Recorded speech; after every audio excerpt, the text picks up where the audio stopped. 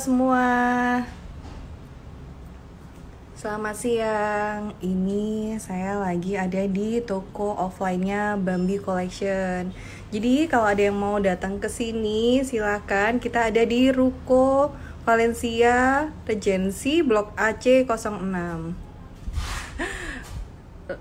Corona karena batuk enggak, ini karena kesel aja, bukan karena alhamdulillah saya sehat-sehat aja. Ini jadi di sini di toko Bambi Shop Bambi Collection ini di Valencia Regency Blok AC06 ini. Jadi bunda-bunda kalau mau yang datang ke sini bisa langsung lihat produknya. Produknya Bambi Collection yang ada di Instagram itu apa aja, bisa langsung touch. Sini ada alas stroller, ini ada kasur kotak set, ini yang bahan sutra.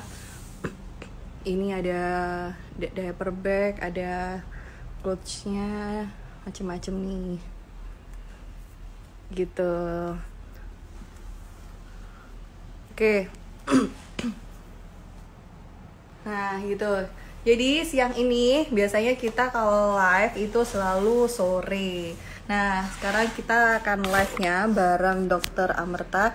Itu kita akan live tentang bagaimana sih mengoptimalkan ASI eksklusif. Nah, ini meskipun di Bambi kebanyakan masih bunda-bunda yang masih hamil, tapi ini informasinya penting banget buat bunda ketahui. Gitu. Oke. Nanti setiap hari Sabtu ada Mbak Sarah yang biasanya akan selalu review produk. Jadi bunda bisa mau tanya apapun nanti tentang produk bisa dengan Mbak Sarah di hari Sabtu. Nah, di hari ini kita khusus mau live bareng dokter bahas tentang bahas tentang ASI gitu ya, tentang mengoptimalkan ASI. Jadi kita masih tunggu Dokter Amerta untuk join bareng kita. Oke, sambil nunggu ini saya balas sedikit-dikit ya. Stroller itu bisa dipakai sampai usia besar sih masih bisa bunda. Jadi alas strollernya kita itu memang kan dipakai untuk stroller yang ukurannya standar ya. Jadi kalau selama si adiknya masih mau di stroller, jadi masih tetap bisa dipakai gitu. Halo, selamat siang dokter. Assalamualaikum. Iya, waalaikumsalam warahmatullahi wabarakatuh. Ya, Uh, agak gelap dokter. agak gelap ya? Sebentar. Ya, Ini dulu. biar kelihatan cantiknya gitu. Iya, sebentar.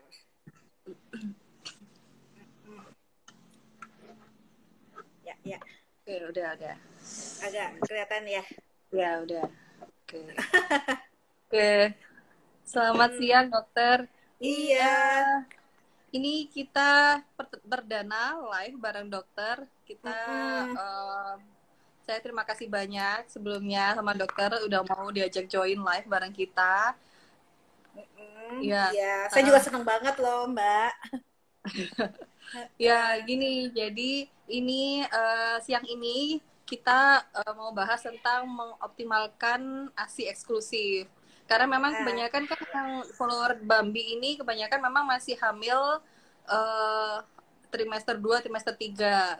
Ini dokter juga lagi hamil kan ya? Iya, pas banget lagi hamilnya masuk 36 minggu. Jadi udah menghitung hari. Udah tunggu berapa minggu lagi. Udah menunggu untuk melahirkan. Iya. Jadi pas banget bisa sharing nih nanti nih. Iya. Ini anaknya keberapa dokter? Anak yang kedua. Okay. Tapi anak pertama udah 11 tahun umurnya, jadi sama lupa lagi. Jaraknya lumayan jauh. Iya. Itu dia alhamdulillah ini juga dulu sempat beberapa tahun yang lalu tuh sempat promil, tapi mungkin karena belum rezeki, ya udah tuh akhirnya ikhlas aja. Dikira tuh anaknya satu aja kan. Ini kok udah lumayan udah lewat usia produktif udah lewat nih. Taunya tahun kemarin tuh alhamdulillah positif. Nggak disangka. Gitu. Jadi alhamdulillah bisa hamil lagi. Jadi seneng banget. walaupun jaraknya udah 11 tahun ya, jadi belajar lagi. Iya, iya, Gitu. harus ini jadi kan saya lihat kan dokter kan sering banget sharing tentang laktasi gitu kan ya. Iya Ini benar. kan pas banget gitu. Jadi kan memang meski masih hamil, kita kan ibu-ibu nih tetap harus punya edukasi tentang nanti kalau habis melahirkan apa yang harus dilakukan gitu kan untuk agar bayinya ASI eksklusif kayak gitu. Nah, butuh informasi dari dokter nih langsung sama pakarnya.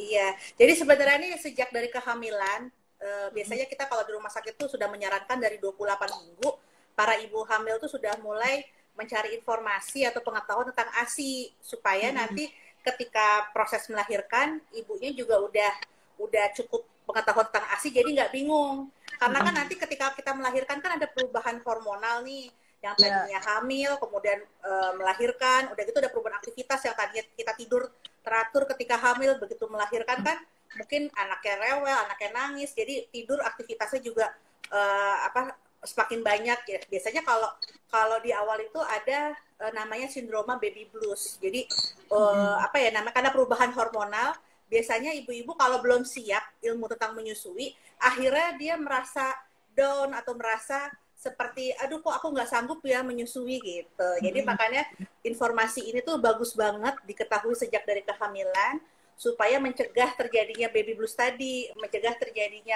kegalauan gitu. Karena kan memang ketika baru melahirkan itu kan kita pembukaan aja dari 0 sampai 10 mungkin bisa berapa hari. Kita kan capek, lelah gitu ya. Belum lagi mungkin nanti yang menjenguk misalnya ada orang tua kita atau ada mertua atau ada teman, mungkin informasi-informasi yang akhirnya menjadi ASI shaming, yang akhirnya jadi maksudnya baik tetapi karena nggak tepat disampaikan malah jadi bikin kita jadi ngedrop atau kita jadi down gitu. Jadi oh iya bener ya anaknya nangis, ASInya mungkin nggak ada gitu. Jadi kalau informasinya belum dapat mungkin ketika hamil ya mungkin jadi pas melahirkan itu banyak ibu yang mengalami namanya sindroma baby blues itu tadi. Jadi makanya untuk mencegah terjadinya sindroma baby blues dan juga supaya proses menyusuinya berhasil dan lancar, itu informasi atau pengetahuannya itu bagus banget dimulai sejak kehamilan gitu.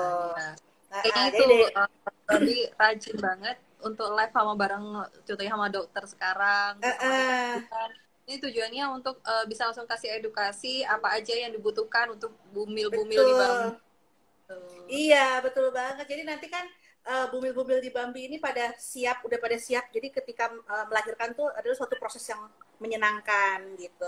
Nah jadi ketika dari hamil tuh paling nggak kita udah tahu nih menyusui itu apa, kemudian manfaatnya apa, kenapa sih harus menyusui atau pentingnya apa, terus dukungan apa yang harus diberikan oleh suami atau oleh keluarga, kemudian kendala-kendala apa sih yang kira-kira nanti bakal menghadapi sehingga kita siap kalau kita menghadapi hal ini harus melakukan apa. Jadi seperti itu. Jadi informasi itu tuh kita sampaikan dari sejak kehamilan. Sama juga seperti informasi kenapa sih kok ini harus ASI? Memang apa ada kerugian kalau kita memberikan susu formula atau susu pengganti gitu. Jadi itu informasi itu kan udah tahu dari sejak hamil sehingga para bumil-bumil tuh lebih enjoy nanti ketika pas melahirkan. Gitu. Kita mulai sharing kali ya. Mulai sharing ya.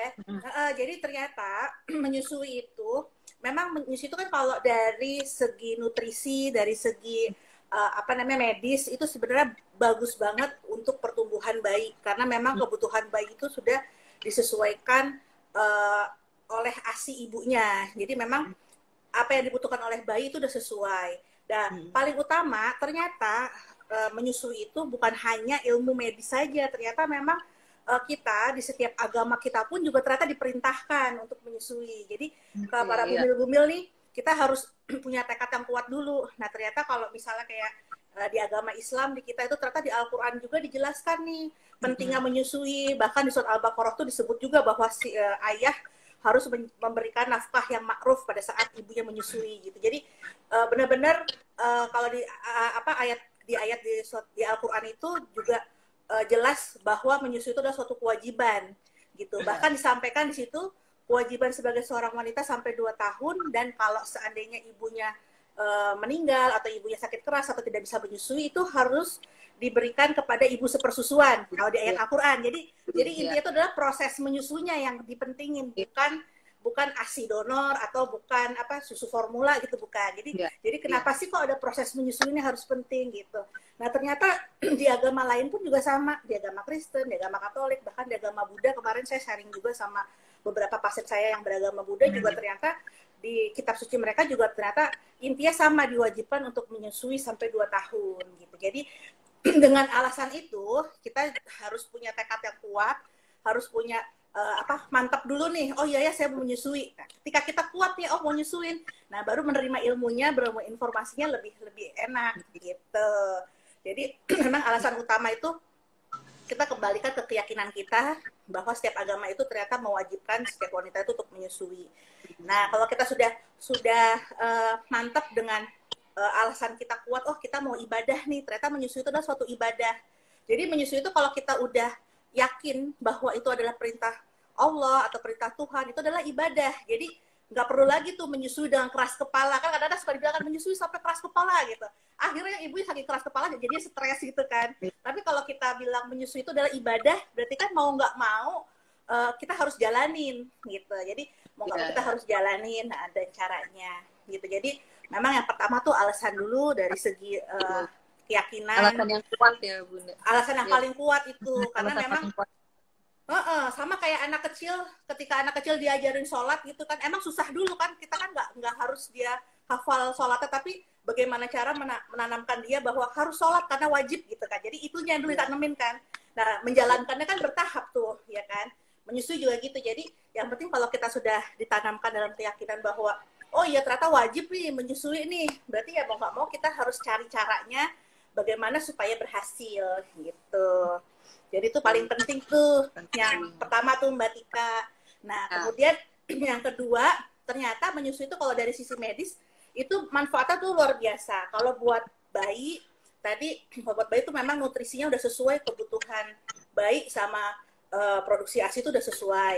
Kemudian bisa mencegah penyakit-penyakit seperti diabetes, penyakit-penyakit jantung, itu bisa dicegah dengan menyusui karena kebutuhan bayi itu kan tiap misalnya ketika baru lahir nih, ketika bayi baru lahir umur 0 baru lahir sampai hari ketiga itu bayi pun lambungnya masih kecil banget, masih sebesar kelereng kurang lebih volumenya 5 sampai 7 mili. Nah, makanya produksi ASI pun juga masih berupa kolostrum. Nah, si kolostrum ini warnanya kan agak bening, terus udah gitu teksturnya tuh agak kental seperti kayak minyak gitu kan. Nah, isi kandungannya ternyata itu tinggi banget antibodi. Nah, ternyata memang ketika bayi baru lahir tuh justru malah antibodi yang dibutuhkan. Di situ belum ada tuh kalori, lemak segala macam tuh belum tuh di kolostrum ini. Nah, ketika di hari ketiga mulai ada peralihan dari kolostrum ke ASI yang putih. Biasanya tuh peralihannya tuh antara 3 sampai 5 hari. Nah, jadi mulai tuh warnanya udah mulai agak putih tapi udah masih kekuningan. Nanti ketika udah hari kelima sudah mulai ASI yang matur, ASI yang putih seperti biasa. Nah, itu pun juga kandungannya sudah berbeda, ada form milk, ada hin milk ketika udah yang putih. Dan itu tuh kandungannya mengikuti kebutuhan bayi gitu. Jadi udah disesuaikan, Allah itu memberikan anugerah ASI itu sudah disesuaikan kebutuhannya untuk bayi bertahap. Nah, sementara kalau kita tidak menggunakan ASI atau kita menggunakan susu pengganti atau susu buatan manusia, itu kan dari baru lahir sampai 6 bulan kalengnya sama. Jadi kadang-kadang nutrisinya terlalu, akhirnya ada kelebihan, ada yang kurang gitu kan. Sementara di dalam ASI itu keistimewaannya dia kayak kolostrum tuh antibodi, udah gitu ada namanya limfosit, ada namanya makrofag, di mana itu adalah sel hidup. Itu yang nggak bisa diciptakan oleh manusia. Jadi ketika dia diberikan susu pengganti atau susu kaleng, itu berarti kan nggak ada tuh kandungan yang sel hidup itu gitu. Apalagi kalau kita lihat susu pengganti itu semakin mahal kita beli, semakin banyak kandungannya kan. Akhirnya semakin banyak zat-zat yang dikonsumsi oleh bayi. Akhirnya ketika bayinya usia baru lahir, kemudian 3 hari, kemudian 1 minggu, kemudian 1 bulan, akhirnya kerja beban ginjalnya bayi berat karena kan dia harus menyaring si susu pengganti itu. Jadi makanya buat para ibu-ibu, buat para bumil, semangat berikan ASI, soalnya memang tidak bisa digantikan dengan susu apapun gitu. Nah, kemudian juga zat-zat gizinya tadi di ASI itu sel-sel hidup, dan itu kandungannya tuh antibodi, makrofag, limfosit, itu sangat baik banget buat daya tahan tubuhnya bayi. Nah, kemudian ketika nanti ASINya sudah putih, memang ada yang dinamakan for milk. Jadi di awal tuh putihnya agak encer, biasanya tuh lebih banyak cairan. Jadi biasanya untuk melepas hausnya bayi, biasanya tuh di awal. Nanti ketika 5 menit sudah anak itu menyusu, udah dihisap, nah mulai dikeluarin milk atau lemaknya yang agak kental gitu. Nah, perubahan-perubahan itu kan tidak bisa digantikan dengan susu lain tuh. Gitu. Jadi seperti itu. Nah, jadi semangat. Nah, kemudian juga di awal kelahiran ini, jangan lupa bayi itu kan lambungnya kecil banget. Kan kebutuhannya baru 5-7 mili. Ya, otomatis juga ASI yang diproduksi oleh ibu pun juga masih bertahap, paling masih sedikit. Jadi kalau di awal baru lahir memang kita nggak saranin untuk pompa, karena kalau dipompa susah juga, karena kalau dia cuma 5 mili misalnya, udah gitu teksturnya kental. Nah, ketika dipompa yang ada putihnya belum terbiasa dipompa, lecet, ya kan? Akhirnya ASI yang keluarnya nggak banyak. Sementara kalau kita pompa, corong aja gede, belum lagi botolnya gede, akhirnya nggak keluar, akhirnya ibunya stres gitu. Jadi memang jadi kalau misalnya kita mau menggunakan pompa, mungkin setelah hari ke-7 atau setelah 2 minggu lah, setelah sudah produksi ASI sudah mengikuti kebutuhan bayi lebih banyak gitu. Jadi kalau di awal-awal tuh justru malah harus menyusui secara langsung, karena ibu sama bayi itu belajar posisi dan perlekatan menyusui. Dan juga yang paling penting ketika baru lahir ini, ternyata di 3 hari pertama bayi itu masih punya cadangan lemak, atau kita kenal brown fat. Atau ketika hamil kan dia dapat asupan nih dari ibunya, apa yang dimakan ibunya masuk lewat tali pusat, dimasuk ke untuk nutrisi bayinya. Nah, itu ternyata lemak-lemak atau nutrisinya itu masih berada di dalam tubuh bayi, atau menjadi lemak bayi itu sampai 72 jam pasca lahir. Jadi masih ada yang dikenal dengan brown fat atau lemak cadangan. Jadi memang 3 hari pertama sebenarnya bayi itu masih punya cadangan lemak, masih bisa bertahan hidup sehingga 72 jam. Namun juga ketika kita mempunyai cadangan lemak ini juga jangan sampai juga kita diemin dia tidur sih. Memang harus disusuin dari awal, memang disusuin. Nah, namun itu tadi kalau ibu merasa ASINya belum keluar, jangan khawatir, susuin aja, karena memang yang merangsang produksi ASI itu kan dia ketika bayi menghisap ke puting dan areola. Jadi ke areola itu. Jadi dia begitu dia menghisap, mulai ASINya bertahap dia akan keluar. Dan memang ada beberapa ibu juga yang ASINya itu biasanya baru keluar di hari ketiga, dan itu adalah normal. Jadi kalau misalnya baru hari wajar, kadang-kadang kita baru hari pertama anak nangis, udah bingung, anak nangis, kita pencet-pencet, belum keluar ASINya, kemudian anaknya nangis. Nah, sementara kita belum tahu, mungkin itu tadi dapat informasi dari yang menjenguk, atau misalnya ibu kita ataupun mertua, mungkin dia bilang, oh ASINya nggak ada kali, jadi anaknya nangis. Nah, akhirnya ibunya ngerasa down, langsung kasih susu lain gitu. Jadi sebenarnya jangan khawatir, kalau dari awal memang ASINya belum keluar, nggak apa-apa. Ketika anak itu menghisap langsung, itu ada yang kesedot. Gitu. Memang kita kadang-kadang ada beberapa ibu yang ketika ditekan atau dipencet tuh nggak keluar, maksudnya nggak terasa kalau keluar, tapi kalau anak yang nanya tuh pasti keluar, gitu. Jadi jangan khawatir. Dan juga memang 3 hari pertama itu waktunya ibu dan bayi belajar untuk proses menyusui. Jadi kalaupun misalnya sampai 3 hari pun misalnya asupannya nggak cukup, bayi pun masih bisa bertahan hidup. Jadi ibu-ibu jangan panik, jangan khawatir, tetap susuin aja, karena masih ada cadangan lemak. Dan kemudian semakin sering dihisap oleh bayi, semakin sering dipeluk oleh bayi, perlekatannya semakin baik, itu semakin cepat ASINya keluar, gitu. Nah, paling penting banget juga satu lagi Mbak, ketika baru lahir, kita lakukan IMD atau inisiasi menyusui. Jadi ketika baru lahir, mungkin ketika kontrol ke dokter kandungan hamil-hamil terakhir udah disampaikan bahwa dok saya ingin dilakukan IMD, jadi disampaikan dulu. Nah, biasanya kalau syaratnya itu adalah ibunya bugar, bayinya bugar. Maksudnya adalah ibunya tuh tidak, ketika lagi melahirkan tuh dalam kondisi yang sehat, tensinya teratur, suhu tubuhnya juga normal, kayak gitu. Itu ibunya bugar. Kalau bayinya bugar, ketika lahir dia menangis. Jadi dia menangis, kemudian dia lahir di usia cukup bulan, jadi udah di atas 38 minggu misalnya. Kemudian berat badannya udah di atas 2,5 atau 3 kilo, jadi dia memang bayi bugar. Nah, itu bisa dilakukan IMD untuk pertama kali dia kontak sama ibunya melalui IMD ketika baru lahir. Itu pertama keuntungannya merangsang suhu tubuh ibu ke bayi. Jadi kan ketika baru lahir kan anak merasa dingin nih di udara terbuka. Ketika dia tempel ke dada ibunya, dia akan ketransfer suhu tubuh ibu ke bayinya sehingga bayi akan merasa lebih hangat. Terus kedua, bayi akan merasa lebih tenang karena dia dalam perut kan udah biasa dengar jantung ibu, udah biasa dengar suara ibu. Nah, ketika ditempel sama ibunya, dia akan lebih tenang. Nah, ketika tenang, lama-kelama secara refleks dia, di menit ke-20, biasanya dia sudah mulai nih mengarah ke arah payudara. Jadi IMD ini tuh nggak langsung Menit susui, berapa, tapi dokter? di menit ke-20 dia mulai mengarah ke ke-20. Ke payudara, Nah, nanti iya. ke payudara dia udah nendang-nendang, udah mengarah ke payudara. Nanti sampai ke menit ke-40 baru dia mendapatkan puting, dia jilat-jilat dulu. Gitu, di menit ke-40 dia Lumayan jilat-jilat. panjang ya, dokter ya? Lumayan panjang, makanya kenapa harus 1 jam. Jadi IMD itu harus 1 jam, nggak sebentar karena prosesnya tuh lama. Gitu. Jadi di menit ke-40 dia udah mulai mendapatkan puting, kemudian dia akan jilat-jilat tuh areolanya, puting ibunya. Nah, ketika sudah 1 jam, nah baru dia dapat putingnya, baru dia ngenyot. Gitu. Jadi memang proses dari baru lahir sampai dia bisa ngenyot itu kurang lebih 1 jam. Makanya IMD itu disarankan untuk 1 jam pasca melahirkan. Gitu. Jadi jangan buru-buru, misalnya Bu anaknya udah lahir, langsung dicepin gitu lagi.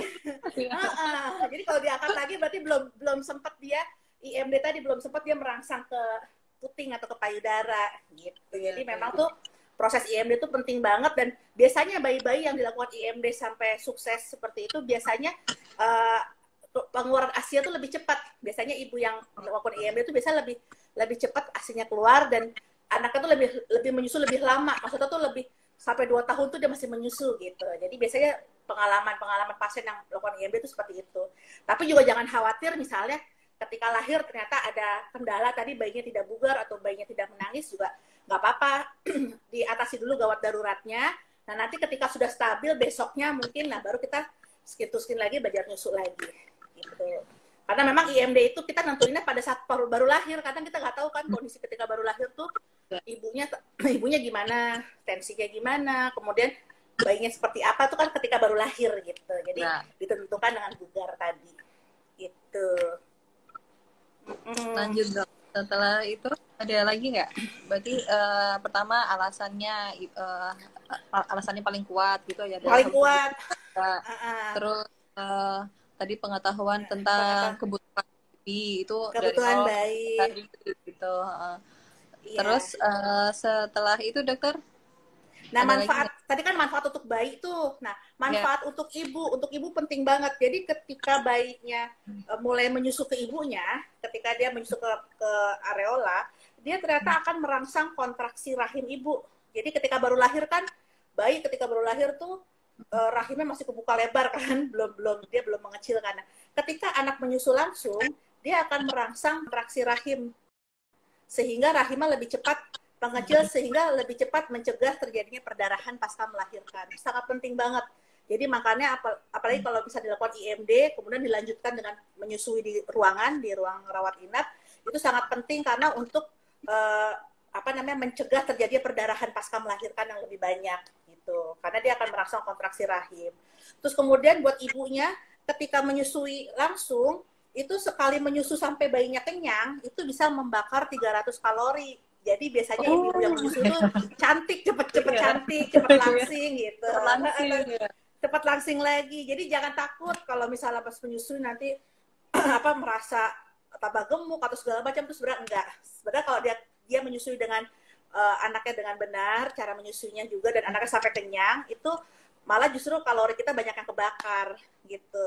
Cuma pengalaman saya dulu banyak kebakar tapi makannya lebih dari yang dibakar. Jadi tetap juga gemuk. Jadi ya makannya sih sebenarnya tetap aja sesuai dengan gizi seimbang. Maksudnya tuh disesuaikan gitu. Cuman maksudnya tuh dengan menyusu sampai kenyang itu sama seperti kita treadmill 300 kalori kan lumayan tuh. Kita aja treadmill setengah jam belum dapat ya kebakar segitu. Nah, kalau menyusui itu bisa gitu. Jadi memang kalau kita menjaga pola makannya, makan gizi seimbang dan juga menyusui dengan rutin tuh cepet cantik lagi ibunya. Terus manfaat berikutnya pasti ibunya akan lebih merasa happy atau ikatan batinnya kan kuat nih antara ibu dan bayi nih. Akhirnya ibu akan merasa lebih percaya diri ketika merawat bayi. Itu penting banget. Jadi kadang-kadang kan kita nih, aduh saya belum pernah punya adik, saya belum pernah merawat anak gitu kan. Tetapi dengan kita menyusui gitu kan, nah ibu tuh lebih merasa percaya diri bahwa oh saya bisa kok merawat anak saya gitu. Karena ketika menyusui itu, bayi kan ketika dipeluk sama ibunya akan lebih tenang. Mungkin dia lebih tenang, nggak rewel gitu. Jadi ibu akan merasa lebih percaya diri ketika merawat bayi gitu. Jadi sangat banyak banget manfaatnya juga buat ibunya dan juga bisa mencegah beberapa penyakit seperti tadi obesitas karena kan tadi terbakar kalorinya ketika menyusui, kemudian tercegah dari penyakit hipertensi atau gula ya karena tadi kalorinya juga terbakar, kemudian bisa mencegah terjadinya kanker. Jadi menurut penelitian itu ternyata dengan menyusui itu bisa mencegah terjadinya kanker baik kanker rahim maupun kanker payudara. Karena kan ketika menyusui kan tadi kontraksi rahim menjadi bagus nih. Sementara ketika kita habis melahirkan kan memang ada darah yang harus keluar. Nah, ketika anaknya menyusu itu membantu kontraksi, membantu mempercepat membersihkan rahim dan mengecilkan rahim gitu kan. Jadi mencegah terjadinya kanker rahim dan juga kanker payudara. Jadi tuh manfaat ASI itu luar biasa banget buat ibu. Nah, buat keluarga juga sangat luar biasa karena anak yang diberikan ASI kan 14 kali lebih sehat, lebih cerdas. Akhirnya angka kesakitan ya dokter ya. Menurut penelitian dari WHO 14 kali lebih sehat dan lebih cerdas anak yang diberikan ASI. Nah, jadi kalau anaknya sehat otomatis berarti kan jarang sakit, jarang ke rumah sakit. Ayah juga kan nggak mungkin cuti-cuti nganterin ke rumah sakit, jadi lebih hemat gitu maksudnya. Jadi udah lebih hemat, anaknya cerdas, sehat kayak gitu. Jadi untuk keluarga tuh luar biasa support buat keluarga kalau ibu memberikan ASI kepada bayinya. Itu luar biasa. Dan juga kan karena anak ini lebih sehat, lebih cerdas, otomatis membentuk sumber daya yang unggul, yang bagus. Ya kalau SDM unggul ya pasti nanti kemudian para pemimpin di negara kita ya pasti cerdas-cerdas kan, bagus-bagus. Itu memang berkesinambungan tuh namanya manfaat ASI. Jadi nggak hanya jangka pendek gitu. Jadi jangka panjang tuh luar biasa. Dokter, gitu. ini udah banyak banget pertanyaan yang harus dijawab gitu. Sekalian ya dok ya. Boleh. Ini ada pertanyaan dari Bunda Momci Paciko. Dok, gimana sih caranya biar ASINya lebih kental? Tapi sebelum jawab ini, penting nggak ASI kental itu dok? Oh iya, jadi sebenarnya gini, tadi udah disinggung sedikit, jadi ASI kental tuh gini, jadi ketika kita menyusui di awal, ketika anak baru nyusu ini, itu kan di awal dia lebih encer, yang dinamakan formilk. Sementara formilk itu lebih berisi cairan, lebih untuk menghilangkan dahaga atau haus. Jadi berapa persen dok? Sama pentingnya juga. Berapa persen formilk sama whole milk itu biasanya berapa persen? Biasanya komposisinya, biasanya kalau formilk itu dia hanya di awal, di 5 menit pertama, dikenyot di awal. Di 5 menit pertama dan komposisi juga tiap ibu beda-beda gitu kan. Cuman dia di awal tuh dia pasti akan lebih cair dulu. Nah, ketika dia sudah ngisepnya benar, ngisepnya sampai areola nih, sampai jadi nanti saya contohin posisi dan perlekatan. Ternyata itu harus sampai areola sehingga akhirnya ASI itu keluarnya tuh maksimal. Nah, nanti di menit kelima biasanya dia sudah mulai kental, yang lemaknya yang lebih tinggi, yang hind milk itu.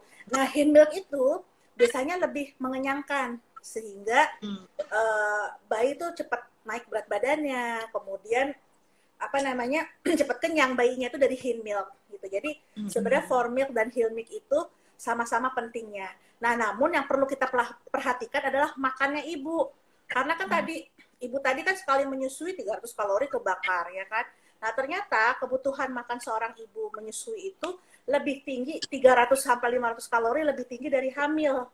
Jadi kurang lebih itu asupan kita tuh antara 2.500 hingga 2.800 kalori ketika menyusui. Nah, untuk mencukupi kebutuhan itu, ya otomatis kita harus makan gizi seimbang. Jadi proteinnya harus banyak, kemudian ada karbohidratnya, ada sayur dan buahnya, itu harus penting. Jadi supaya ASI-nya itu lebih tinggi kalorinya, ya asupan ibunya juga harus memenuhi kebutuhan gitu.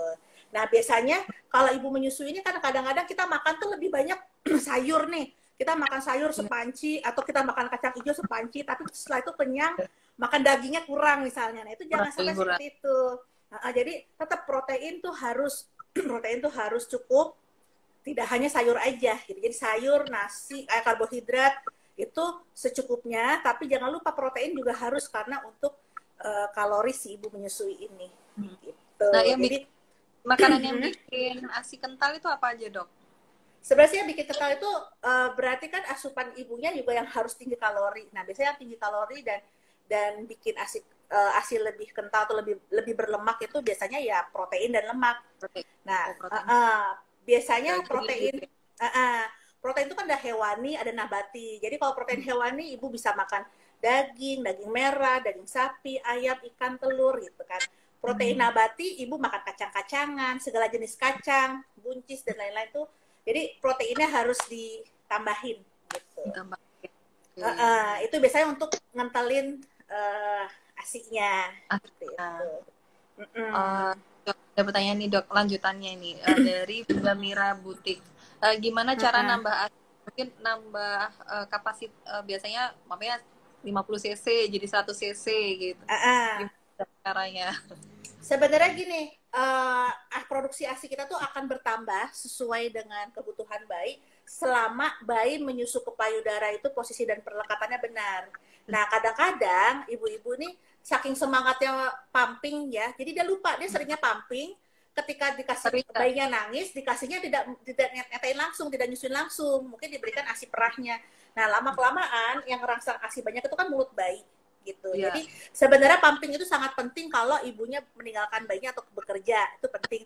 Tapi ketika di rumah sebisa mungkin bayi itu harus lebih sering menyusui secara langsung dengan posisi dan perlekatan yang benar.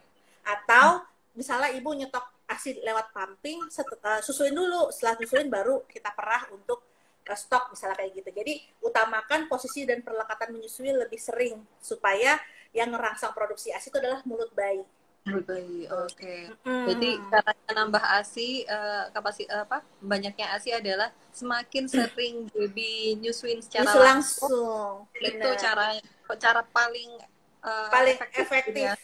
Sama satu lagi, jangan stres karena gini, produksi ASI kita harus happy terus karena produksi ASI kita tadi kan kita dipengaruhi oleh hormon menyusui. Hormon menyusui itu ada dua, ada prolaktin yang memproduksi ASI, yang jadi yang memproduksi ASI, dan ada oksitosin yang mengeluarkan ASI. Nah, oksitosin itu adalah hormon happy, hormon cinta, hormon bahagia. Jadi kalau ibunya bahagia, ibunya happy itu pasti dia mancur deh. Gitu. Jadi itu penting banget.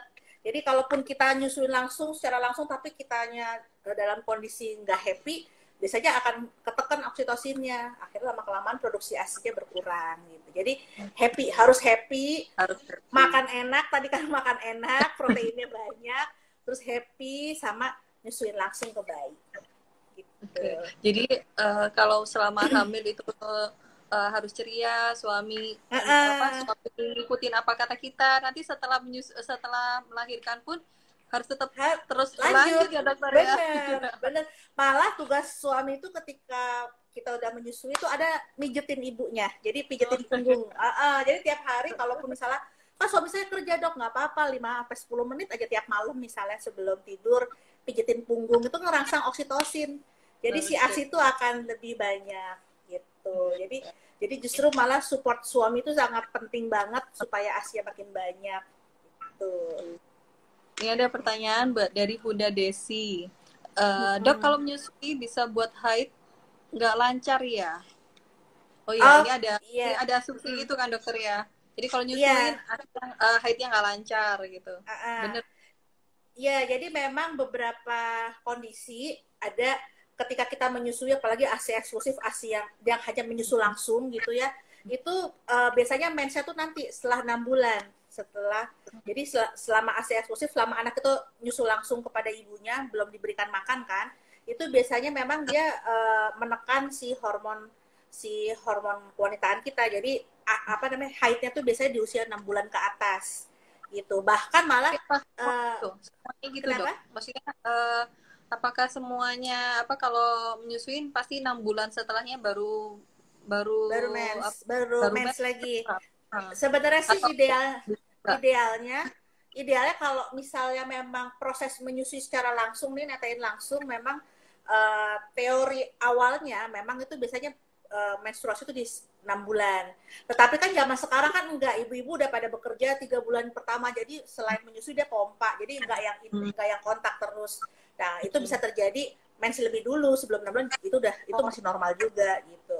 Tapi kalau teorinya kan sebenarnya kalau dia menyusui secara langsung selama 6 bulan berturut-turut, nah itu biasanya mens itu akan tertunda hingga 6 bulan. Bahkan kondisi seperti ini malah bisa dijadikan KB alami. Tapi Gitu. alami ya. KB, tapi syaratnya itu tadi belum mens sampai 6 bulan tadi. Oh iya, Gitu. iya. Tapi Udah kalau udah mens nggak bisa, harus pasang KB ini, harus harus KB. pasang KB-nya. Iya.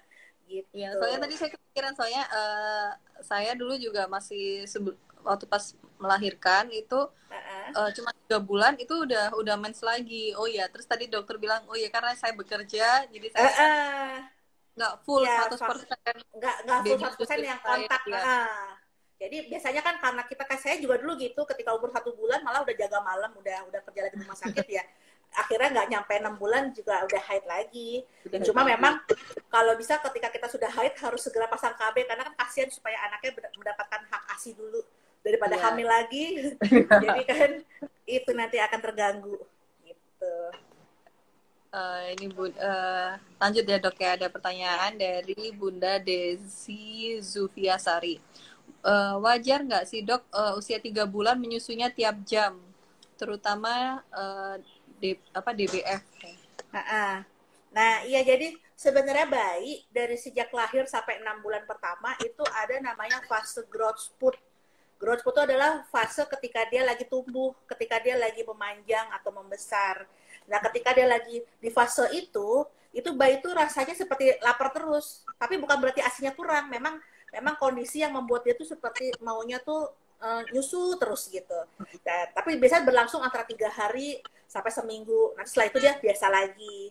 Nanti setelah 1 bulan begitu lagi gitu. Jadi itu fase-fase yang normal, namanya fase growth spurt. Itu biasanya terjadi di awal lahir, di 1 bulan, di 3 bulan, di 6 bulan. Pokoknya range antara 0 sampai 6 bulan tuh pasti masih ada fase growth spurt tadi. Gitu. Karena kalau udah di atas 6 bulan sudah tidak terlihatan karena udah makan, udah makan. Udah ada empasi. Jadi kalau 0 sampai 6 bulan itu ada namanya fase growth spurt. Nah, cuma kita bisa membandingkan nih antara ini fase growth spurt atau memang ASI sedikit atau memang tanda ASI-nya kurang gitu kan. Nah, kita bisa melihat tanda kecukupan ASI. Tanda kecukupan ASI itu yang pertama itu bisa kita lihat ketika anaknya menyusu sampai dia melepas, sampai dia selesai itu dia nggak rewel, dia kenyang. Sebagian besar bayi bisa tidur lepas selesai itu, berarti kan dia kenyang. Terus kedua, dia buang air kecilnya, pipisnya lebih dari 6 kali dalam sehari, dalam 24 jam. Lebih dari 6 kali. Nah, kemudian kita bisa lihat lagi pertumbuhan berat badannya dia naik tiap hari, sehingga dalam per bulan tuh kalau kita ukur berat badan sesuai dengan grafik yang ada di buku kontrol tuh ada growth chart-nya gitu. Jadi sesuai dengan grafiknya gitu ya. Kalau kita lihat tanda-tanda bayinya seperti itu, berarti kan tanda cukup ASI. Nah, terus sementara dia 3 bulan dia menyusu terus dia, berarti dia lagi growth spurt gitu. Jadi fase growth spurt. Jadi kita bisa melihat itu. Kalau saat nyusuin biasanya waktunya tuh berapa lama sih dok yang maksudnya cukup nih? Jangan-jangan nanti ternyata si baby kok kenapa lama, ternyata dia ngempeng gitu dok. Biasanya berapa yang cukup? Biasanya kan gini, kalau dia menyusui hingga full sampai areola, ini kan gini. Jadi di dalam payudara kita nih ada kantung ASI yang kuning-kuning ini nih, yang pabriknya ASI yang mau produksi. Terus ada yang warna hijau itu adalah kantong ASI-nya. Nah, yang hijau itu adalah kantong ASI yang di atas areola kan. Jadi kalau dia netanya sampai areola, dia akan memerah si kantong ASI, jadi akan muncrat lebih banyak, mancur lebih banyak, sehingga anak lebih cepat kenyang. Nah, biasanya kalau anak nyusunya posisi perlekatannya benar dan anaknya kenyang, biasanya tuh antara 5 menit hingga 20 menit maksimal dia sudah kenyang. Gitu. 5 menit sampai 20 menit ya? Range antara 5 sampai 20 menit, karena tiap bayi kan beda-beda. Ada yang tipe ibunya, ada yang hiperlaktasi yang tipenya ngucur, ada yang tipenya ketika diperah baru dia mancur gitu. Kan beda-beda tiap orang, tapi range-nya tuh antara 5 sampai 20 menit. Mungkin kalau kita nyusuin sampai setengah jam, bahkan sampai 1 jam nggak kelar-kelar, mungkin kita evaluasi lagi perlekatannya. Biasanya karena dia neteknya tuh nggak sampai areola sini, tapi dia hanya di ujung puting. Kalau di ujung puting dia nggak ngosongin si kantong, dia hanya ujungnya aja. Jadi keluarnya cuma setetes-tetes sedikit. Jadi kalau keluarnya sedikit, nggak kenyang-kenyang anaknya. Akhirnya ya ngempeng lama banget, sampai 2 sampai 3 jam. Iya, iya. Gitu. Ibunya pun capek kan, kasihan 2 jam ngepet terus gitu. Jadi posisi perlekatannya yang harus dibenerin, harus benar. Gitu. Ini ada pertanyaan dari Bunda Galuh Dewi. Ini banyak banget dok yang tanya ke ada beberapa customer pun juga tanyanya kadang ke CS-nya Bambi gini. Sama sih pertanyaan. Saya hamil 26 minggu. Kira-kira kiat apa aja dok yang nanti kalau melahirkan ASI bisa langsung keluar dan bisa mengasihi sedini mungkin? Karena sekarang belum rebel juga ASInya. Karena sepengetahuan saya dulu saya pernah tanya juga sama dokter, sama bidan. Itu dia bilang selama belum tentu kalau rembes itu tanda-tanda ASI banyak gitu. Bener ya dok ya? Iya, bener banget kok. Jadi saya juga sekarang udah masuk 36 minggu, sama sekali belum ada keluar. Jadi memang dalam payudara kita tuh tiap-tiap orang beda-beda. Karena persiapan menyusui itu memang dimulai dari usia 6 minggu. Jadi ketika kita 6 minggu hamil, itu tuh mulai si kantong ini nih, si pabrik ASI ini mulai membesar, persiapan. Nanti ketika masuk di usia 27 minggu, udah mulai makin besar lagi. Makanya ukuran berat kita makin besar. Tapi dia baru persiapannya, belum ASI-nya. Nanti di usia 36 minggu, dia mulai membesar lagi, gitu. Nah, biasanya ada beberapa ibu yang ketika dia kelenjarnya membesar, dia keluar cairan kelenjar. Jadi itu sebenarnya cairan kelenjar calon ASI tapi belum ASI, bukan ASI, bukan kolostrum gitu. Jadi memang ada beberapa ibu yang memang berlebih kelenjarnya sehingga ketika lagi hamil tuh dia keluar. Ada juga yang nggak keluar dan keduanya itu sama-sama normal. Jadi nggak pengaruh. Jadi bukan ASI ya dok ya? Bukan. Itu kelenjar ya? Itu kelenjar, itu cairan kelenjar yang memang berlebihan. Kan ada orang yang tipenya dikit-dikit keringetan, berarti kan kelenjar keringetan berlebih. Ada orang yang udah keliling-keliling masih nggak keringetan gitu kan, tapi sama-sama normal gitu. Jadi itu cuma cairan kelenjar yang berlebih pada seseorang, dan itu keduanya sama-sama normal, yang nggak keluar normal, yang keluar pun normal. Karena memang biasanya idealnya ASI aja baru keluar di hari ketiga kan tadi, di hari ketiga. Kecuali kalau kita IMD dari awal, ada beberapa yang lebih awal keluar, dan itu pun juga bertahap dari 5 mili dulu sedikit-sedikit gitu. Jadi nggak langsung banyak. Jadi ini soalnya banyak banget yang pertanyaannya juga Mbak, ini saya sudah hamil 36 minggu kok saya nggak keluar ya ASI saya. Jadi tenang aja gitu ya dok ya. Ya tenang aja, jangan khawatir. Pokoknya ketika lagi hamil ini cari informasi atau ilmu sebanyak-banyaknya tentang menyusui. Sama belanja-belanja tadi di Bambi dulu kan, belanja nanti buat anaknya. bantal menyusui segala macam tuh disiapin dari hamil supaya nanti pas lahir udah nyaman. Udah bisa nyusu dengan nyaman gitu. Jadi memang kalau dari hamil tuh nggak ada persiapan apapun. Begitu juga dengan pijat payudara. Ada memang zaman dulu itu memang ilmu yang diajarin harus dipijat dulu gitu kan. Nah ternyata kalau kita pijat payudara, apalagi kalau usia kehamilan kita belum cukup bulan, malah merangsang kontraksi, malah merangsang dia lahir kan. Jadi makanya nggak disaranin untuk pijat payudara ketika hamil. Nanti aja kalau pas udah lahir, ketika lagi menyusui, di masas payudara boleh. Apalagi kalau misalnya kita di hari ketiga kan udah mulai ASI yang putih tuh biasa udah lebih bengkak, karena kan udah lebih dari 5 mili nih kebutuhannya, udah 10 sampai 20 mili, otomatis dia udah mulai penuh nih. Nah, biasanya kalau udah mulai penuh, anaknya masih lebih sering tidur, biasanya payudara ibunya bengkak, boleh dimasas gitu. Tapi kalau lagi hamil jangan, karena tadi bisa merangsang kontraksi, malah nanti bisa melahirkan sebelum waktunya kan gitu. Jadi saat masih hamil itu persiapannya apa? Persiapannya makannya dijaga. Makannya, gizi itu ya dok ya. Terus informasi tentang ASI, ikut kelas menyusui atau ikut informasi seperti ini itu penting banget gitu. Sama belanja kebutuhan. Karena nanti pas udah lahir kan udah nggak sempet lagi tuh nulis apa lagi ya yang kurang gitu. Langsung ngelis ke Bambi aja. Iya, benar. Jadi langsung ngelis ke Bambi supaya nanti pas lahir udah nyaman kan. Udah tinggal pakai aja. Tinggal pakai aja. Iya, ini Bunda, Dokter, sorry, ada pertanyaan dari Bunda Hera. Pingin banget ASI melimpah, Dok. Sedih, payudara lembek nggak padat. Bener nggak, Dok? Kalau payudara lembek nggak padat itu sama aja ASI kosong. Nah, jadi sebenarnya ketika bayi itu menyusu langsung, justru malah bayi yang menyusu langsung nih secara posisi perlekatannya benar, itu malah payudara kita nggak bengkak. Jadi kan dia kan prinsipnya ini tadi, ini kan ada pabrik nih. Nah, kan mengisi kantong, kalau kantongnya kosong, dia akan mengisi. Nah, sementara bayi kan nyusu kan sampai kantong nih, ngosongin kantong. Jadi kalau bayinya nyusunya maksimal, kantongnya kosong, dia kan akan ngisi terus. Nah, otomatis jadi sini nggak akan bengkak gitu.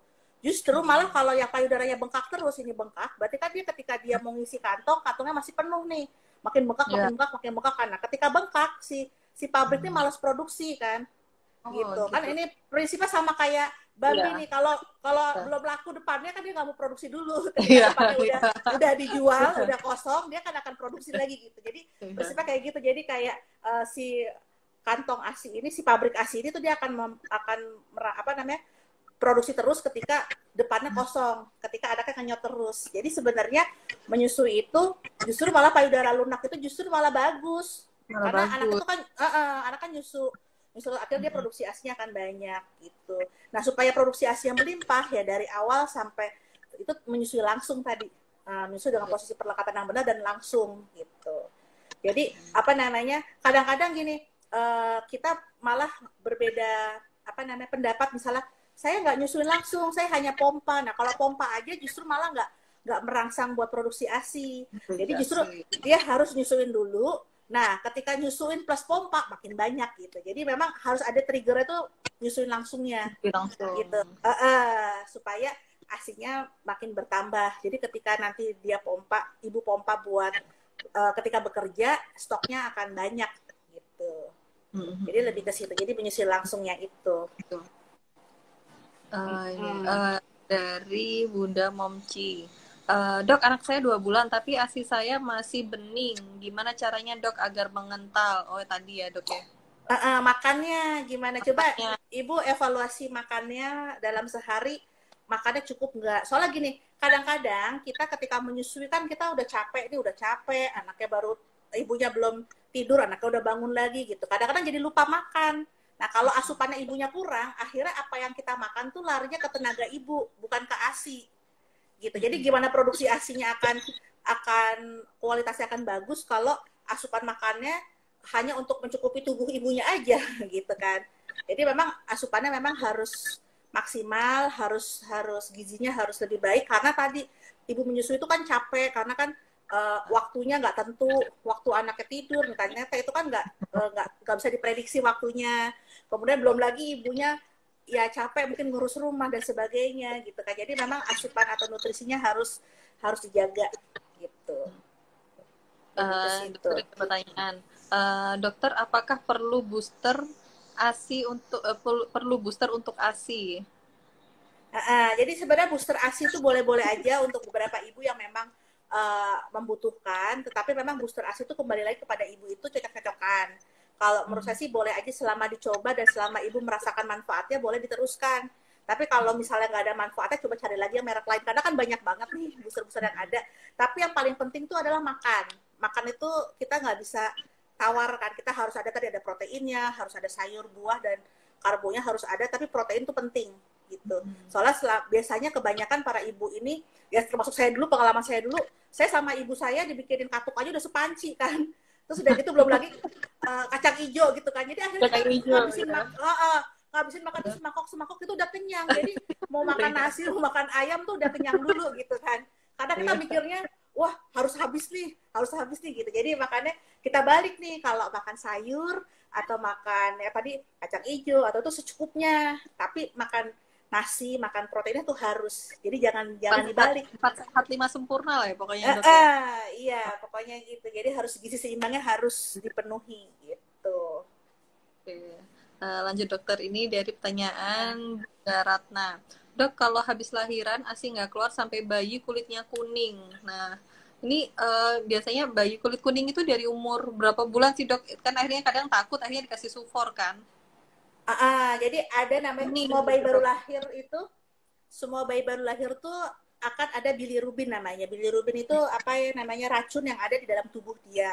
Nah, biasanya bilirubin itu dipengaruhi juga dari golongan darah ibu dan bayinya.